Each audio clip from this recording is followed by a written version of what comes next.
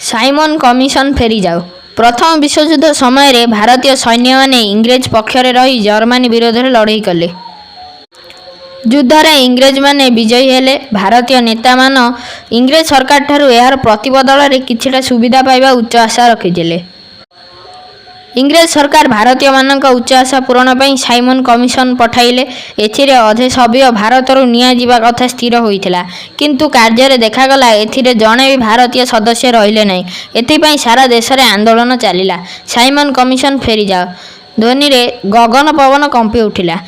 ए आंदोलन नेतृत्व नेले पंजाब केसरी लाला लजपत राय। हजार हजार लोक लाहौर स्टेशन आड़े माड़ी चलले। पुलिस जनतार पटुआर को भांगी देवा पई लाठी चलाइला। जन पुलिस रो लाठी माड़े लाला लजपत राय खूब आघात पाइले। सेठारे से तले पड़ी जिवा आगुरु कई जने तांकु धरी नेले। भगत सिंह ए दृश्य देखि सही पारिले नहीं। एयर प्रतिशोध नेवा पई से केवल सुजोग अपेक्षा रे रहिले। पंजाब केसरी ए आघात पाइबार अल्प दिन पर इह धामरू विदाय नैथिले।